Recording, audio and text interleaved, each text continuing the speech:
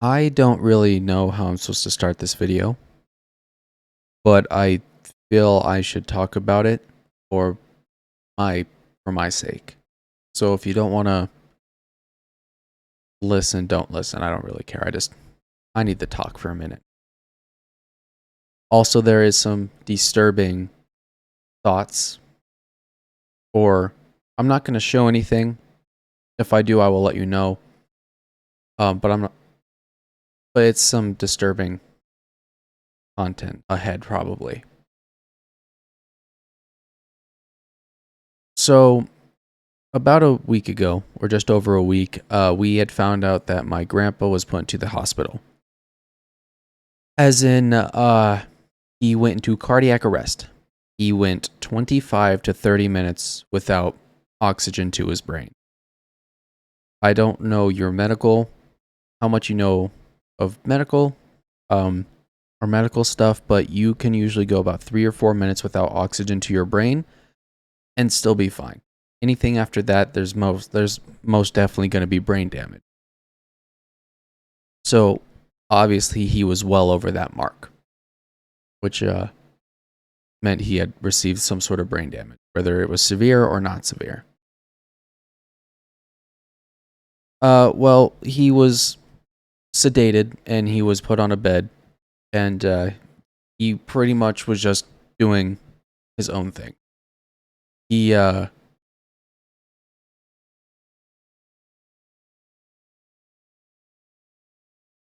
he was sedated, and he would open his eyes, and it would look like he was looking around. You could see he was chewing on the tubes in his mouth, and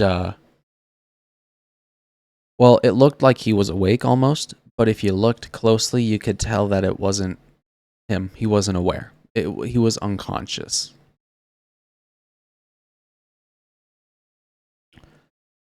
So, uh, the doctors at the time said that they didn't see anything bad or alarming, but they also didn't see somebody there.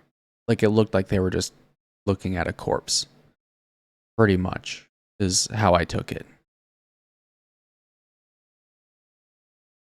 Well, about just under a week ago, we had found out, uh, or I guess it's been like almost 2 weeks since this has happened. Um, but this last Saturday, today's the 28th, and it's currently 4:30 in the morning, but last Saturday, the doctors did some tests to see his brains, to see how much brain damage he had received.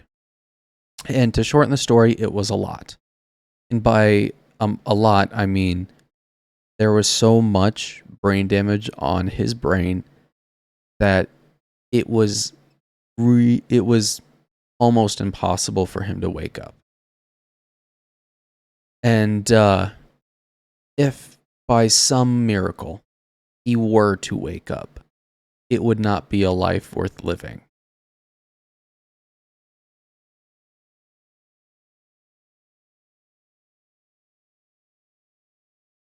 So, my grandma made the very hard decision to let him go. We weren't going to, or I guess she was not going to put something into his body to make him go, but we wanted to let him go peacefully. So we all got to say our goodbyes, myself included. Um, and that was Sunday, so about a week ago, or today's Friday, so it's been a little while. Uh, the Monday was a really long day because we had all been crying that Sunday. Uh, we were all just kind of hanging out downstairs, trying to keep ourselves occupied for the time being, while my grandma was at the hospital all day, waiting for him to go. And that Monday, the doctors and the nurses had told my grandma that it's most likely that he would go Monday, or that night.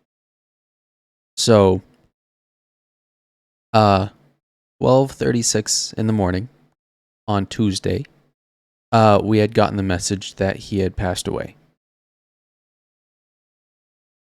So it's been a little bit, and I have not been able to feel, I guess. I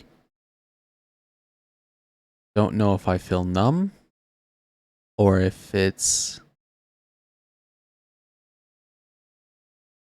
just the stage in grief that I'm at right now. I don't know, but I just feel,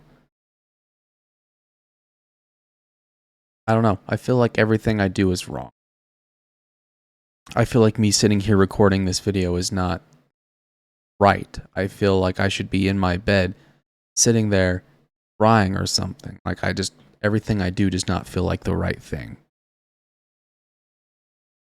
And it's really hard because I guess I'll stop talking about that portion of it and kind of get into like the good side of all of this that make me feel better.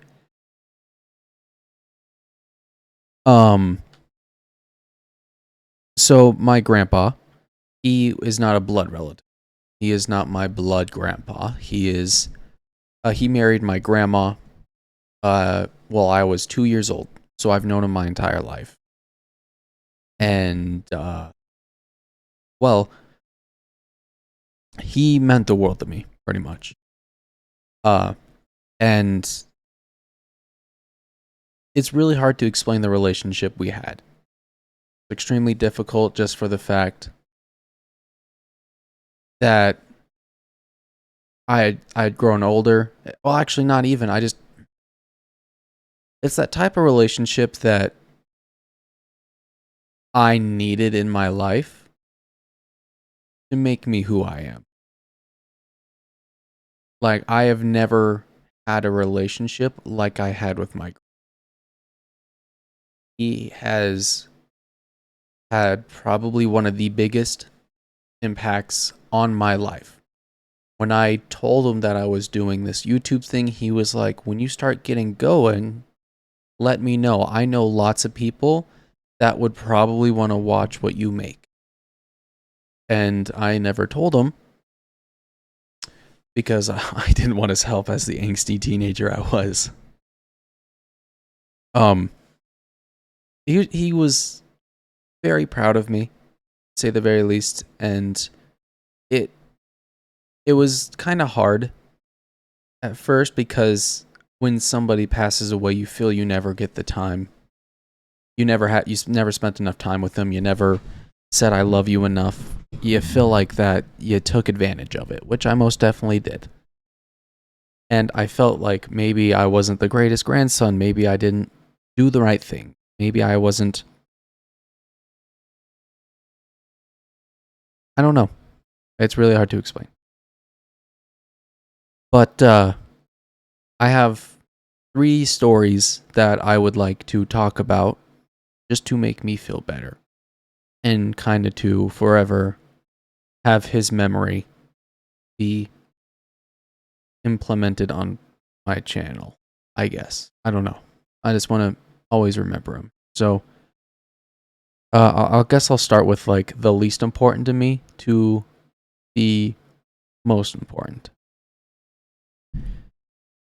So for a little while now, I don't know if you guys know this, but I have a huge thing with like lighters and fires. Like I have a Zippo lighter in my closet over there.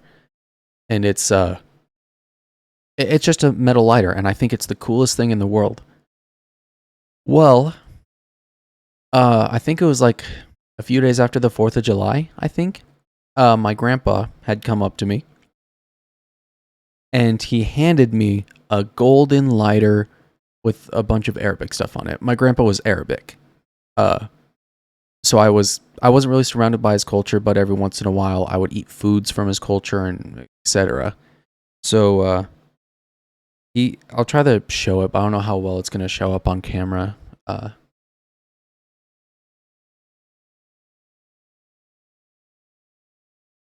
Kind of hard to see, but it's just a golden lighter with like gems. It just opens up. It's just a lighter, a golden lighter. That's all it is. And it means a whole lot more to me now that he's gone. it's been meaning a whole lot more since I found out he was in the hospital.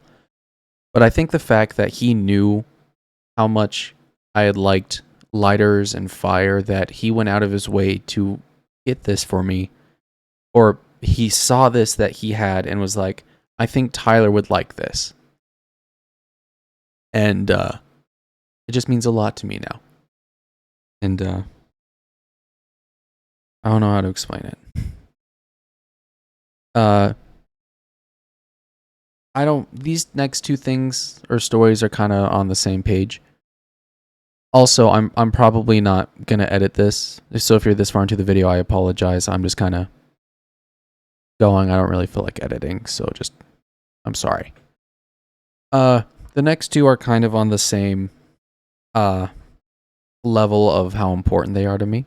One might be slightly more because it's a physical object and the other is a Facebook post. So I guess I'll start with the Facebook post. Since I'm not editing, you won't be able to see it, but I will definitely read it off.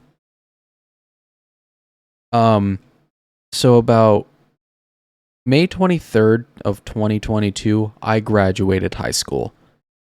And well, okay, here. I can kind of show you this. It might look little bit weird, but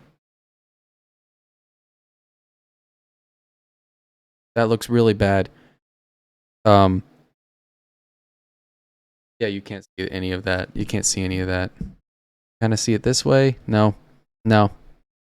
Maybe you can kind of see him like this. That's him pretty much. Anyways, on my graduation day, May 23rd, 2020, I didn't see this till the day of his passing when I was going through his Facebook page. But he didn't write in the best English, so I might kind of ad-lib it to make it make more sense, but I'm just going to read it because this really means a lot to me. Tyler has come a long way, but he made it. I'm so proud of you. I hope you look forward to a rewarding future and everything goes well. I will be by your side the whole way. I just want you to know that I love you and I always will. To the end, you are an adult now. Please make good choices in your adventure ahead. I wish you the best. I love you and we are so proud of you.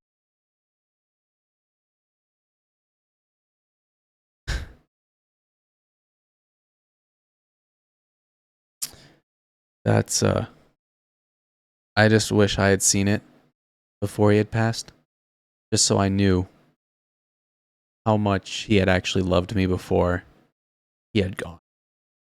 Now, the next one is probably the most important thing to me right now and probably will be one of my biggest things for the rest of my life. When I was probably around like 9, probably anywhere from like the ages of 6 to 9, I had gotten a bag of like gems, like greens, blues, reds, whatever. Some of them were probably clear or something, but my grandpa would often go back to his home in Iraq to see his family over there, because we were not his only family, obviously. Well, he often wore jewelry, like rings on his finger, necklaces, and like stuff like that. And I gave him these bag of rocks, and I told him, I want you to go to Iraq and turn this into a ring, or something along the lines of that. And he was like, okay. So probably a few months goes by. He goes back to Iraq. A few more months go by. He comes back, and he gives me this. It's a little tiny present box, and inside, it's gonna be really hard to show it, but it's a ring that he had made for me.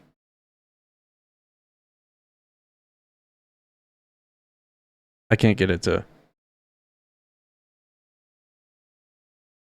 on focus. Anyway, it's not. Maybe if I get a little bit closer, maybe too close. Whoops. On. There you go. It was kind of focused for a minute. Anyways, this ring for years. I was led to believe that the rocks I'd given him were turned into a ring. Well, it wasn't until the first time I went and got to see him while he was in the hospital that my grandma had told me that those are not the rocks in that ring. He actually kept the rocks and went to Iraq and bought a ring just for me. He didn't buy it online, didn't order it. He went to Iraq, had it made, or not had it made, but he bought one or had it made, I don't really know. And then he came back and gave it to me and said that it was the rocks I'd made to make me happy. Felt that I had, you know, given him something that he turned into a ring. Well, now that he's gone, that ring means so much more than I could have ever imagined it would ever be meaning to me. I don't know who's all gonna watch this video this long. But I do feel bad a little bit just for the fact that not all of my family members, all my cousins and siblings, they don't have a ring like this to wear. And it only fits on my pinky, so I'll have to get like a necklace and do that since I don't want to break it. But I don't think they have very many things that are like this. And I just, yeah. Well, that's kind of what's been going on in my life for the past 2 weeks. And just for your awareness, if you're watching this, anybody in my family or anybody that's like a huge fan of my channel, which I doubt, if you don't know how I upload videos, I mass upload them in bunches. So I still have videos planned for a little bit till like the end of October, I think, or something. Or maybe not. I haven't been paying attention, but I probably won't upload a video for a little bit just because I'm still trying to grieve, I guess. So hopefully that's not too bad. At max, I think it wouldn't be more than 2 weeks, maybe even a month at max. At minimum, it'll probably be a week, maybe 2 weeks, but no more than a month, I wouldn't think. It doesn't feel right going to record videos after his death. Feel right. Anyways, I've been talking, and this is like the 5th time I've recorded this video, so I just want to kind of get it done and over with. I guess thank you guys for watching. Kind of something that might happen. I might be changing my YouTube name. I'm not 100% sure. If I do, I will make a separate video about it. I'm not 100% sure if I will or if I won't. But like I said, if I do, I will make a separate video. But anyways, that's going to be it. So thank you guys for watching. And it really meant a lot if you watch this entire video. Please, I don't know. Just thank you. I really do appreciate everyone who watches my video. And I think my grandpa would be proud of what I'm trying to do with all of this. Anyways, thank you for watching. If you're hearing this, Papa, I love you. Not a single day will go by that we will not miss you.